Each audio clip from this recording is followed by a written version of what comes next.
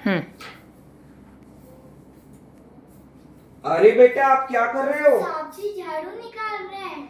झाड़ू क्यों निकाल रहे हो आप? झाड़ू नहीं निकालूंगी तो पैसे नहीं मिलेगा।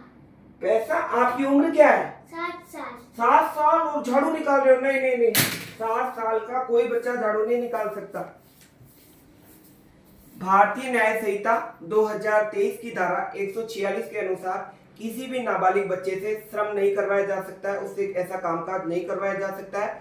भारतीय न्याय संहिता की धारा 146 के अनुसार किसी नाबालिग बालक से श्रम करवाने पर 1 साल के कारावास व जुर्माना व दोनों की सजा का प्रावधान है।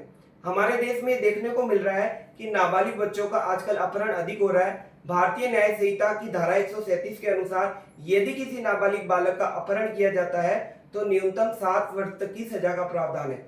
यदि किसी नाबालिग बालक को भीख मांगने के प्रयोजन हेतु उसका अपहरण किया जाता है तो न्यूनतम 10 वर्ष तक की सजा का प्रावधान है।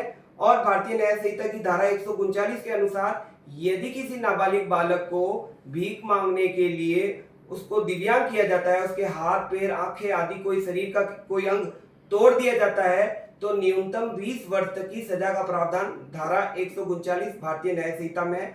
और यदि किसी नाबालिग बालक को सौदेबाजी की जाती है, बालक का बेचा जाता है, बालक को किसी को एक दूसरे को रुपयों के बदले में बेचने का प्रयास किया जाता है तो भारतीय न्याय संहिता की धारा 144 के अनुसार न्यूनतम 5 वर्ष से लेकर 10 वर्ष तक की सजा का प्रावधान है।